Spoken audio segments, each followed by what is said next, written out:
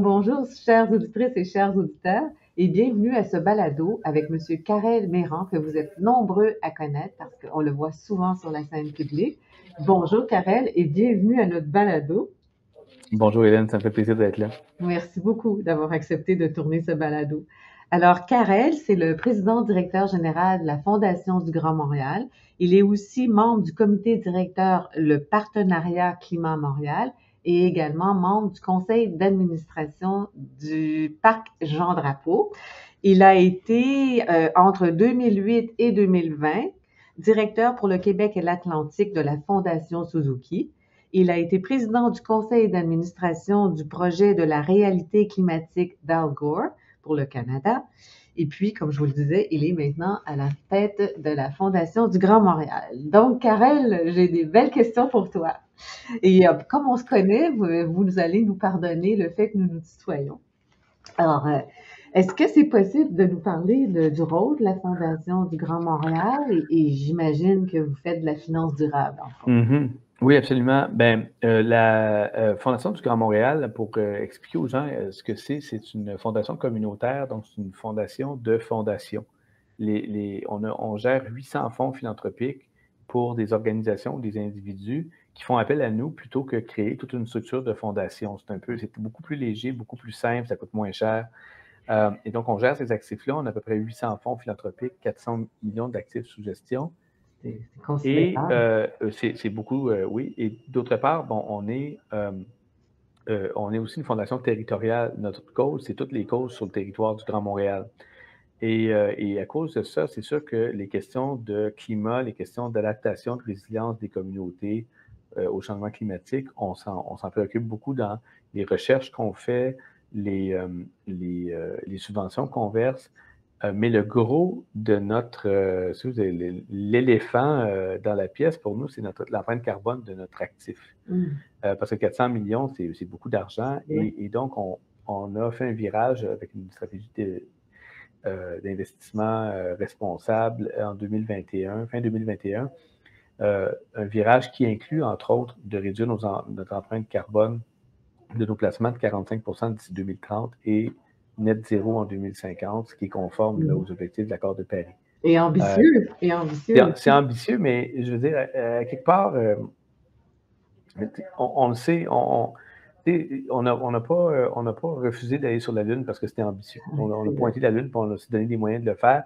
Et je regarde ce que nous, on fait en ce moment, des objectifs qu'on a, puisqu'on est en train de livrer, c'est moins que ce que la Caisse des dépôts et placements fait. Donc, je me dis, s'ils sont capables, puis que nous, on est capables, beaucoup d'autres sont capables aussi, c'est une question de volonté, c'est une question de priorité. Bien. Est-ce que la mission de Partenariat Climat Montréal continue à jouer un rôle? Puis, c'est quoi le rôle de cette organisation-là? Oui, alors, avec la Fondation Trottier, nous, la Fondation du Grand Montréal et la Fondation familiale Trottier, en fin 2020, début 2021, on a créé le Partenariat Climat Montréal. On s'est inspiré de ce qui s'était fait à Boston, où des fondations philanthropiques avaient rassemblé les grands acteurs économiques, institutionnels, financiers, environnementaux, secteur de l'éducation, de la santé à Boston. L'idée étant, de quelle façon est-ce qu'on peut accélérer la réduction des émissions de gaz à effet de serre et l'adaptation de notre ville?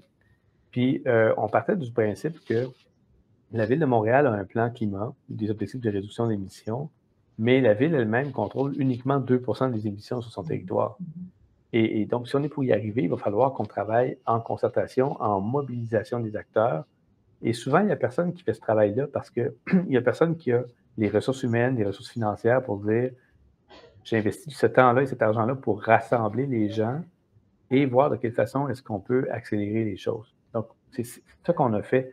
Et entre autres, à travers un sommet sur les changements climatiques, un sommet Climat Montréal qu'on fait une fois par année, des groupes de travail sur le bâtiment, la mobilité, les entreprises, les citoyens, la finance aussi, et bientôt l'industrie.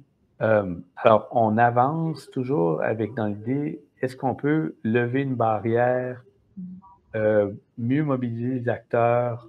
Dans le fond, ce qu'on cherche, c'est accélérer les changements parce que là où on est rendu, on n'a plus tellement besoin de convaincre les gens. On a besoin de lever des obstacles puis d'accélérer le mouvement. Donc, vous avez une belle participation des acteurs? Ah oui, absolument. Puis peut-être j'aurais dû mentionner autour de la table, on a la Caisse des dépôts, on a Fonds d'action, on a le Port de Montréal, l'Aéroport de Montréal, on a 2 universités, Desjardins est là, euh, la Chambre de commerce de Montréal est présente. Donc, on a des acteurs qui ont la capacité de D'influencer? bouger l'aiguille et Oui. de bouger l'aiguille. Ouais. Ils ont des moyens. Hydro-Québec, Énergir sont là aussi. La ville de Montréal. On a tous les gens, ou peut-être une bonne partie des gens qui sont autour de la table, qui sont capables de, s'ils s'en donnent la peine, de faire bouger les indicateurs en matière de climat à Montréal. Puis on est très, très fiers du travail qu'on a fait. Bien. Tu as conseillé plusieurs gouvernements, hein, siégeant au sein de comités conseils sur les changements climatiques. On a siégé ensemble sur un d'eux. Puis tu as conseillé aussi des agences des Nations Unies. Tu continues à t'engager dans le domaine des changements climatiques en étant à la Fondation, puis en étant bien sûr au Partenariat Climat Montréal. Je suis certaine que tu suis encore de très près les politiques publiques. Je t'entends, je lis ce que tu écris. Est-ce que tu crois que nous avons fait de grands progrès depuis 10 ans en changement climatique? Euh, ma réponse, bien honnête, quand je me préparais pour le balado, je me disais, c'est quoi ma réponse? Ma réponse, c'est non. C'est-à-dire qu'on a fait des progrès dans notre compréhension, dans le discours, dans le niveau d'ambition, là, ce dont on est capable de discuter. Là, mais quand je regarde où est le Québec aujourd'hui par rapport à il y a 10 ans, nos émissions de gaz à effet de serre ont recommencé à augmenter. Du point de vue de la mobilité, il n'y a pas de gains qui ont été faits depuis longtemps. Euh, alors, on est, on est à un moment, je dirais, depuis 10 ans où on a fait les choses faciles, puis on se refuse à faire les choses plus difficiles. Et, euh, et je pense qu'on arrive à la fin d'un cycle. Bon, ceci dit, quand je dis ça, il y a des choses qui bougent en finance, Oui, notamment. beaucoup. Ça bouge en finance. Mais quand je regarde les grands systèmes énergétiques, les systèmes de transport au Québec, on n'a pas vrai, on est dans le statu quo. On est, on est dans la périphérie ou on est en surface des enjeux. Et je ne pense pas qu'on est structuré pour y arriver. Puis d'ailleurs, je le disais, dès 2010, dans les comités conseils sur le changement climatique, je me souviens d'avoir dit au ministre Arcan à l'époque, parce que le plan climat de ce gouvernement-là avait été adopté en 2012, si vous ne mettez pas en place un certain nombre de mesures structurantes sur l'aménagement du territoire, la mobilité, l'énergie, des choses comme ça, en 2020, on va se heurter à des limites de réduction de nos émissions. Puis c'est exactement ça ce qui est arrivé. La seule chose, c'est que moi, je le prévoyais pour 2020, mais c'est arrivé plus vers 2017-2018. Alors, Donc, c'est c'est ça. les plus grands morceaux structurants qui restent à accomplir, mais il y a quand même des avancées, comme tu le disais, là, en finance durable, je pense qu'on peut reconnaître. Mais Ouais. tantôt, j'ai hâte de voir quand je vais te poser la question sur 10, combien tu nous attribues là, au Québec. Mhm. J'ai déjà lu que ta compréhension des choses, c'est que tu ne peux pas protéger l'environnement sans te préoccuper des enjeux de démocratie et justice sociale. Est-ce que tu Mhm. peux nous expliquer ta pensée à ce sujet? Ben, j'irais, on pourrait en parler pendant 1 heure, là, mais j'irais avec. D'abord parce que les gestes qu'on a à poser pour véritablement avoir un impact sur quelque chose d'aussi gros que les changements climatiques doivent être des gestes collectifs. Puis des gestes collectifs, ça passe par des institutions démocratiques. Et si les gens se désengagent, perdent confiance de la démocratie, ce que ça fait, c'est que ça laisse le champ libre à des grands lobbies, à des intérêts économiques beaucoup plus forts qui vont réussir à déterminer en fonction de leurs propres intérêts ce qu'on va faire. Ou d'autre part, ben, si les gens se désengagent du processus démocratique ou n'ont plus confiance à la démocratie, quand on va leur demander de faire des changements, ils vont refuser. Mhm. Donc, la démocratie, l'espace public, l'endroit où on peut délibérer puis adopter des solutions ensemble, c'est ce qui permet d'adopter des solutions qui conviennent à la majorité et qui permet ensuite d'avoir la légitimité pour les mettre en œuvre.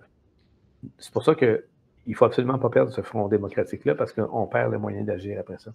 Oui. Du côté de la justice sociale, ben, c'est très simple. Les personnes qui contribuent le plus à la problématique des changements climatiques, ce sont les personnes les plus riches. Puis les personnes qui subissent le plus les impacts, ce sont les personnes pauvres. C'est simple comme ça. Au Canada, par exemple, le 50% le plus pauvre de la population a déjà atteint les objectifs du Canada pour les émissions de gaz à effet de serre par personne pour 2030. Par contre, le 1% le plus riche émet 30 fois plus de gaz à effet de serre. Et de la même façon qu'on a un régime fiscal qui redistribue la richesse, quand on lutte contre les changements climatiques, jusqu'à maintenant, il y a eu un tabou un peu, on n'a pas dit que c'est aux personnes les plus aisées, les mieux nanties de limiter leur consommation avant de demander à des personnes pauvres de se limiter parce qu'ils vivent déjà dans des plus petits appartements, souvent ils n'ont pas de voiture, tout ça. On ne peut pas demander à ces gens-là de réduire leur empreinte carbone de moitié. Il faut demander à ceux qui ont une plus grosse empreinte. Dans le fond, les personnes qui ont de l'embonpoint carbone, c'est à ces personnes-là de perdre du poids avant celles qui émettent presque rien. Et d'autre part, ben, il faut commencer à investir beaucoup pour renforcer la résilience des populations pauvres parce que en juin 2021, à Vancouver, il y a eu une vague de chaleur qui a tué 600 personnes en une semaine. Puis les personnes qui sont décédées, c'est les personnes itinérantes, les personnes qui vivent seules, les personnes qui ont des problèmes de santé mentale, les personnes qui sont trop pauvres pour se climatiser, Les tous ces personnes gens-là. âgées. Donc, ce qu'on appelle les catastrophes naturelles, qui sont plus du tout naturelles, ils ne frappent plus, ils frappent pas tout le monde également. Elles frappent les personnes les plus pauvres d'abord. Les plus vulnérables. Mhm. Dans ce contexte, parce que tu nous parles de justice sociale aussi, c'est quoi ta vision du développement économique? Ça évolue beaucoup pour moi Ou ton en ce idéal moment. de C'est développement ça. économique? Ça évolue beaucoup pour moi parce que j'essaie de regarder encore là les systèmes naturels, les systèmes physiques, puis nos systèmes économiques, puis de voir est-ce que c'est un peu comme si on gérait une entreprise, hein. Tu sais, si ta courbe de revenus puis ta courbe de Les dépenses se maisons. croisent, à un moment donné, tu es en déficit structurel, puis à un moment donné où ça va s'effondrer. Mhm. Puis au plan planétaire, on est là en ce moment. Mais il y a pas, on n'a pas un actionnaire ou quelqu'un qui vient, ou une agence de crédit qui vient nous dire, taper sur les doigts puis dire, tu peux plus continuer comme ça. Fait qu'on continue jusqu'à temps que ça nous frappe. Ce que je vois, moi, pour les prochaines décennies, c'est on va avoir besoin de systèmes économiques locaux qui vont être capables de prendre le relais quand les systèmes économiques globaux vont se couper, ou là, un peu comme on a vu pendant la COVID, là, les chaînes d'approvisionnement mondialisées, tout ça. Mhm. Donc, je pense qu'il faut penser à un développement économique qui est beaucoup plus résilient, où il y a plus de redondance, où il y a plus d'économie sociale, d'économie locale, de PME locales. Parce que je pense que notre contexte va évoluer de cette façon-là. On n'aura pas le choix. On arrive à la limite de nos ressources. Il va y avoir de l'instabilité qui va être amenée par le climat. Donc, du point de vue du développement économique, je pense qu'il faut réfléchir à des nouvelles formes économiques qui sont, on parle beaucoup d'économie du beigne, là, qui était donc où on reste à l'intérieur des limites planétaires, mais aussi où on répond aux besoins de base. Parce que, faut se le dire, on n'a jamais été aussi riche qu'aujourd'hui. C'est-à-dire que le revenu par habitant au Canada puis au Québec est le plus élevé que jamais eu. Et pourtant, les gens ont du mal à se loger, puis les banques alimentaires débordent. Mhm. Donc, on est dans une situation qui ne fonctionne pas quand on se dit on dépasse les limites planétaires sans même être capable de répondre aux besoins de base des populations. C'est la question qu'on se posait il y a 30 ans quand on a parlé de développement durable les premières fois. 30 ans plus tard, on ne peut pas dire vraiment qu'on a fait des gains majeurs. Mhm. Euh, alors, je pense qu'il ne faut pas avoir peur de se questionner sur c'est quoi les systèmes économiques dans lesquels on opère, parce qu'un entrepreneur ou une économie de marché, ça peut fonctionner dans toutes sortes de règles. L'important, c'est que les règles du jeu soient claires et qu'au bout du compte, ça soit soutenable à long terme. Moi, je pense qu'on a manqué un peu, on a peut-être manqué un peu d'imagination ou de volonté pour changer les règles du jeu puis faire en sorte qu'on ait une économie qui est beaucoup plus viable à long terme. Il y a un livre, je te poserai pas de questions sur ce livre-là, mais il y a un livre qui est intéressant qui dit, c'est avec des plutôt positif, de dire tout ce qu'on a accompli en termes de développement durable. Éventuellement, je ferai un balado là, à ce sujet-là, mais je vais pas te poser la question. Par contre, je vais te poser une question parce que ton livre qui s'intitulait en 2012 Une voix pour la Terre, tu expliques dans ce livre ton engagement pour la planète, les raisons pour lesquelles tu t'étais engagé, celles pour lesquelles tu poursuis ton engagement. Est-ce que c'est toujours les mêmes? Est-ce que tes engagements d'aujourd'hui sont les mêmes Ouais, que tu avais en 2012? oui, je pense que oui. Parce que, tu sais, les engagements qu'on a viennent de nos valeurs. Puis c'est drôle parce que je pense qu'en vieillissant, on est plus à l'aise d'affirmer nos valeurs. Quand on est plus jeune, des fois, tu sais, comme we want to fit in. Tu sais, on veut pas trop brouiller les cartes. Moi, j'ai la chance puis le privilège, on m'autorise, les gens m'écoutent puis m'autorisent à dire des choses qui sont très, très fortement ancrées dans mes valeurs. Donc, mon engagement demeure le même, même si j'arrive dans j'opère maintenant dans le milieu de la philanthropie avec les mêmes valeurs, mais avec des moyens différents, dans une culture qui est différente que celle du mouvement écologiste. Mais je ne pense pas que j'ai changé. Si ça se trouve, il y a une chose par contre, c'est que mes réflexions se sont approfondies et je suis de plus en plus, dans mes réflexions, je vais de plus en plus vers la racine des problèmes ou des réflexions qui sont plus systémiques. Là. Ça ferait de moi un radical, là, parce que radical signifie aller à la racine. Euh, et je pense que c'est bien parce que euh, j'ai le privilège de pouvoir dire les choses telles que je les vois, puis je pense que c'est bien qu'une responsabilité d'être très transparent sur mes valeurs, puis d'être transparent aussi sur la façon euh, euh, dont je pense qu'on doit évoluer. Là. Donc, oui, je suis encore à la même place, mais Même peut-être avec place. un petit peu plus de profondeur qu'avant. Puis tu es le père de 2 enfants, Karel. Et donc, qu'est-ce que tu leur dis pour garder confiance en ce monde? Parce que si on perpétue les idées négatives, j'imagine que Mm. ça doit être difficile pour les enfants. Ben, tu sais, il ne faut pas se le cacher. Bon, d'abord, mes enfants ne sont pas des militants écologistes, puis tu sais, on ne passe pas nos soirées à parler de ça à table. Là. Ceci dit, c'est une génération qui fait face à beaucoup d'éco-anxiété, qui vit dans un monde qui est anxiogène. Tu sais, les réseaux sociaux, les écrans, tout ça. Les guerres. Euh, et oui, et ils sont très lucides. Ils voient bien qu'en ce moment, on est en train de les pousser en bas du précipice. Puis, je pense que mon message, moi, il est double auprès d'eux. Tu sais, la première chose, c'est que on vit dans un monde qui est quand même magnifique, puis on a des relations qui sont riches avec d'autres êtres humains, dans nos familles, nos amis, tout ça. La vie est belle, tu sais, elle mérite d'être vécue. Tu sais, on ne peut pas s'empêcher de vivre aujourd'hui parce que peut-être dans 20 ans, il va nous arriver quelque chose. Tu sais. On ne se dit pas, je ne partirai pas en voyage parce que je vais peut-être faire un accident d'auto. Là. OK? Donc, je pense que, tu sais, moi, le premier message, tu sais, c'est il faut quand même continuer de vivre parce que continuer de vivre puis d'être heureux dans le monde actuel, c'est presque un acte de résistance. Puis ça, c'est la première chose. La deuxième chose, c'est que moi, ce que je dis aux jeunes, c'est la recette, c'est-à-dire l'antidote à l'éco-anxiété, c'est l'action. Mm. Et en plus, euh, ce qu'on vit en ce moment, c'est pas une fatalité. Je disais que si on arrêtait de consommer des énergies fossiles demain matin, dans un horizon de 3 à 5 ans, la planète va commencer à se refroidir. Avant, on pensait que ça prendrait 50 ans. Mm. Alors, ça veut dire qu'on est capable, c'est une question de décision, c'est une question de volonté. Alors, il faut se mettre dans l'action. Oui. Puis, cette action-là, elle n'a pas besoin d'être dans la colère, puis dans la détresse, tout ça, elle peut être dans le plaisir aussi. Tu sais, on a tendance à classer tu sais, le bonheur puis le plaisir d'un côté, puis l'éco-anxiété de l'autre, mais en réalité, moi, j'ai vécu des choses extraordinaires, j'ai noué des amitiés pour la vie en militant tu sais, pour l'environnement.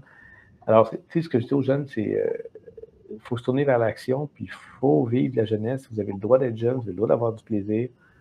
Faites-le. Puis, mais tu sais, ce que je trouverais le plus triste, c'est des gens qui se croisent les bras puis qui abandonnent. Parce que c'est pas une posture de jeune, ça. C'est comme quand on est jeune, il faut Bouger. brasser la cage, ouais. Puis, quels seraient, selon toi, les plus grands enjeux de la présente décennie ou quels seront les enjeux de la présente décennie?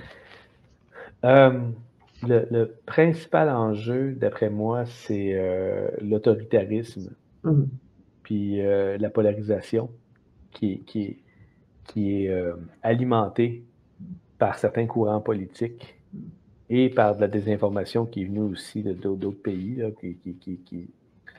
Donc, ça, c'est vraiment important parce que si on perd le cœur de notre citoyenneté et notre démocratie, ben là, on perd la capacité d'agir. Sinon, je pense que l'enjeu qui vient avec ça, c'est qu'on a besoin de faire des changements. On pense beaucoup aux changements technologiques qu'on doit faire, là, puis les changements énergétiques qu'on doit faire en matière de lutte au changement climatique, mais c'est les modèles économiques, les modèles d'affaires qui doivent évoluer. L'économie circulaire, dont la feuille de route a été rendue publique. Exactement. Toutes ces choses-là sont vraiment importantes. Mais fondamentalement, est-ce que l'économie, est-ce que le capitalisme tel qu'on le connaît en ce moment, est-ce qu'il est capable de fonctionner encore 20 ans si on arrive au bout des ressources, ou 25 ans ou 30 ans? Et est-ce qu'il est capable de fonctionner sans une croissance économique soutenue? Parce que, tu sais, on s'en va vers des croissances économiques qui vont être moins fortes. Pour toutes sortes de raisons, là. Et ça vient remettre en question parce que jusqu'à maintenant, la croissance économique était on disait aux gens, ben peut-être qu'en ce moment, ça ne va pas si bien que vous voulez, mais avec la croissance, ça va aller mieux dans 5 ans, dans 10 ans. Et là, ben, on sort de 30 ans de croissance économique quand même soutenue, tu sais, puis là, on n'a pas accès au logement, on n'a pas. Donc, il y a beaucoup de gens qui commencent à se questionner sur est-ce que le modèle fonctionne. Fait que ça renforce. Sûrement mieux que le communisme. Ben, tu sais, ça renforce tu sais, les gens qui décrochent en ce moment disent ça ne livre pas de résultats pour moi. OK? C'est comme ça qu'une partie de la classe ouvrière aux États-Unis a appuyé Donald Trump, puis c'est comme ça Donc, si on ne répond pas à cet enjeu-là, on va avoir un triple enjeu. On va avoir une crise sociale, une crise environnementale qui ne se règle pas, puis une crise démocratique. Donc, pour moi, c'est tout lié. Hein? C'est pour ça que quand tu dis c'est quoi les enjeux fondamentaux, spontanément, je pense à la question démocratique. Je suis un diplômé de sciences politiques. Mais je pense qu'en dessous de ça, il y a aussi la question de comment est-ce qu'on fait survivre notre contrat social dans une situation où il y a moins de croissance économique. Puis comment on fait pour redistribuer les richesses, puis comment on fait pour tout faire ça en même temps qu'on fait la transition écologique qu'on doit faire d'ici 2050. Et c'est une période qui est certainement une des périodes de transformation les plus importantes dans l'histoire humaine de ce qu'on va vivre dans les 20 prochaines années. Là. Puis, je termine toujours les balados, Karel, avec des questions plus ludiques. Puis, ben, la première, en tout cas, j'espère qu'on va avoir un peu de choses positives, c'est dans le vocabulaire du développement durable. Quel est ton mot ou ton expression préférée? Moi, c'est l'équité. Parce que dans le développement durable, au départ, si on se souvient de la définition, il y avait 2 enjeux d'équité. L'équité entre les générations, c'est-à-dire on ne devrait pas consommer les ressources qui appartiennent aux prochaines générations, mais il y avait aussi l'équité intragénérationnelle, c'est-à-dire comment on partage les ressources entre nous aujourd'hui. Et c'est très troublant de penser qu'en ce moment, on s'accapare des ressources qui devraient appartenir à nos enfants pour les accumuler dans les mains de minorités aujourd'hui, parce qu'entre nous, on ne se divise même pas les ressources correctement. Donc, il y a beaucoup de pauvreté à travers le monde, mais aussi dans nos sociétés. Puis je le vois de plus en plus. Moi, je travaille dans une fondation communautaire maintenant. On ne travaille pas uniquement sur les questions environnementales, on travaille sur les questions de pauvreté. On la voit, la pauvreté, tous les jours. Puis on voit aussi des afflux de réfugiés qui viennent ici parce qu'ils ne peuvent pas vivre de façon décente chez eux.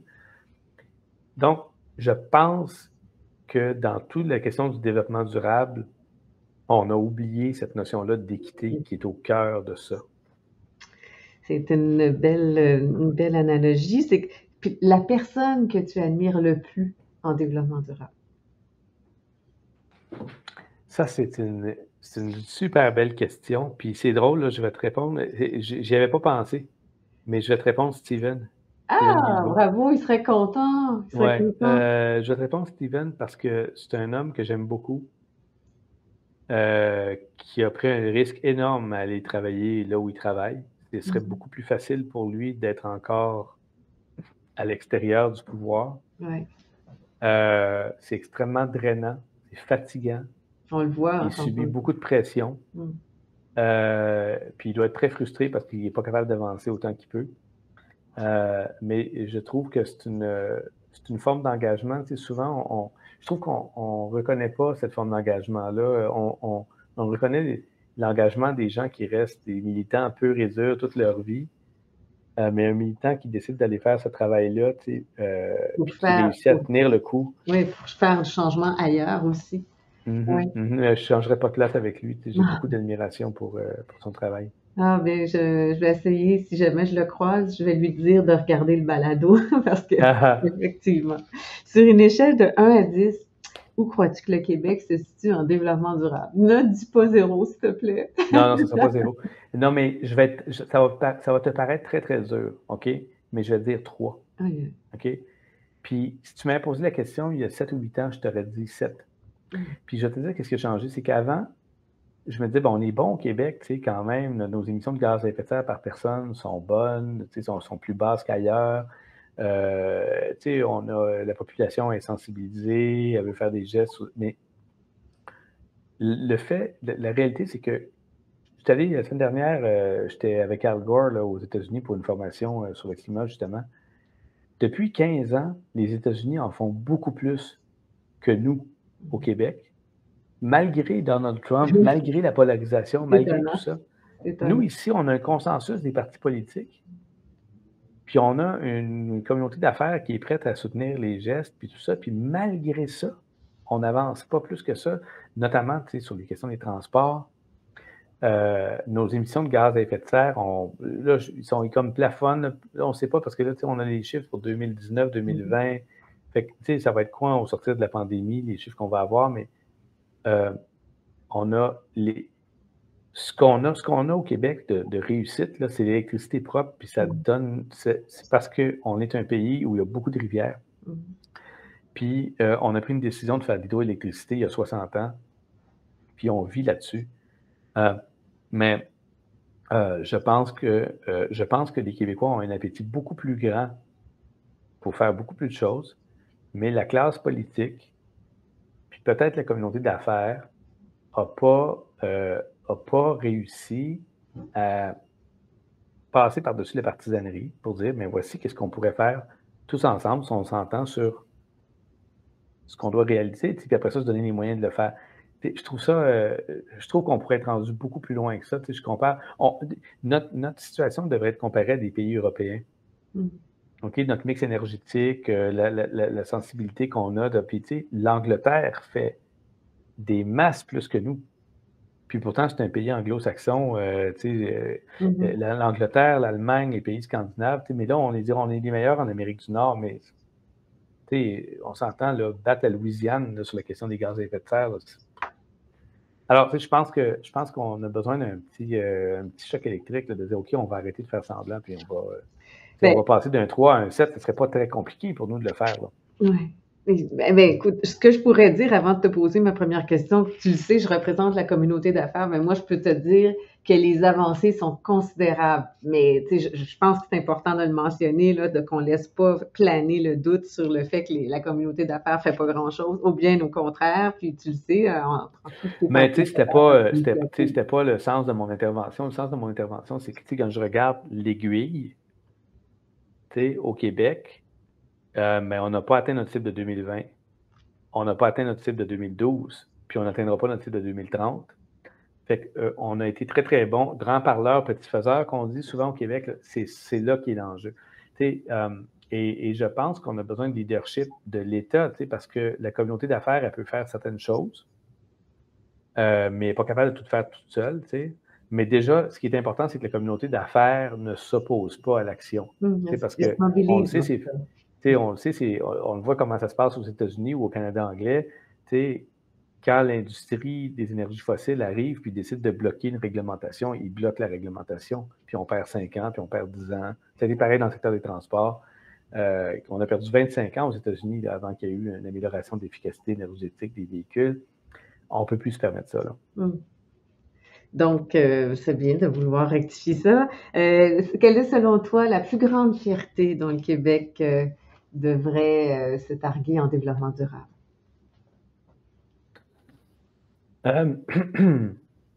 La réponse simple, habituellement, c'est l'hydroélectricité, là, mais je vais aller pour autre chose que ça. Moi, je pense que c'est le consensus. Sondage après sondage, 83-84% des Québécois disent c'est important d'agir sur ces questions du changement climatique, puis on veut que l'État en fasse plus, que les entreprises en fassent plus, tout ça. T'sais. Donc, je pense qu'on peut être fier de ça parce que c'est pas comme ça partout dans le monde. Et là, tu sais, oui, il y a la fierté, puis après ça, il faut juste dire, oui, mais ça ne suffit pas d'être fier, il faut aussi être capable après ça de poser des gestes. Si à toutes les fois que quelqu'un propose quelque chose, il y a une levée de bouclier, puis on ne le fait pas, ah ben là, ça veut peut-être dire, là, encore là, grand parleur, petit faiseur, ça veut peut-être dire que le 84 il est peut-être un peu... Il faut être prêt à accepter les changements.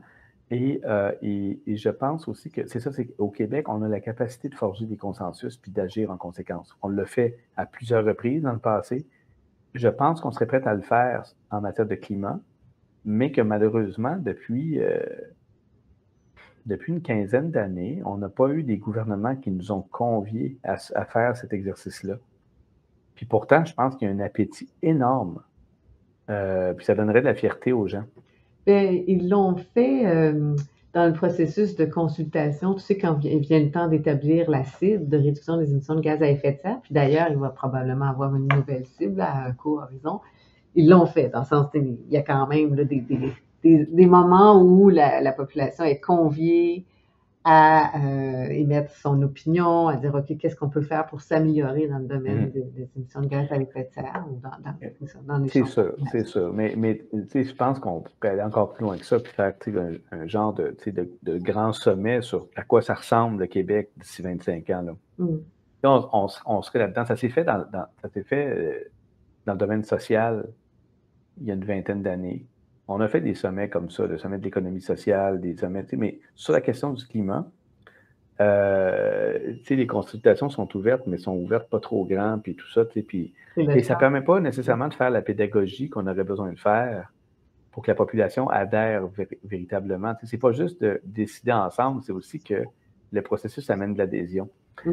Et je pense qu'au Québec, les gens aiment ça. Ils aiment se rassembler, définir des solutions ensemble. Puis, donc, c'est ça. Fait qu'on pourrait aller plus loin. Et puis, ma dernière question, c'est si la réincarnation existait, en quelle plante, animal ou arbre souhaiterais-tu te réincarner?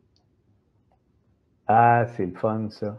Si j'étais un arbre, je serais un grand orme, des arbres qui deviennent très, très grands, là, qui sont un peu comme des grands brocolis. Là. Ça, je trouve ça très beau. Si j'étais un oiseau, je serais un grand héron. J'aime beaucoup les grands hérons. Puis un animal, là, j'ai un faible pour les morses puis les lions de mer. Là. Oh oui! Ouais. Je trouve qu'ils ont l'air ils ont l'air un peu de Jabba the Hutt, là, mais ils ont l'air ou une otarie, là, où ça a l'air tellement agréable je les vois nager sur le dos, sur le ventre, tout ça. C'est un animal grégaire aussi, hein? Oui, c'est ça, oui, tout à fait. Toute la gang sur la roche, là. Karel, ça fait un plaisir de te revoir. Merci beaucoup d'avoir accepté de tourner ce balado qui, je suis certaine, alimentera les conversations un peu partout. Je te souhaite un plaisir. Merci à toi et au plaisir. Merci beaucoup, Hélène. Merci. Au revoir.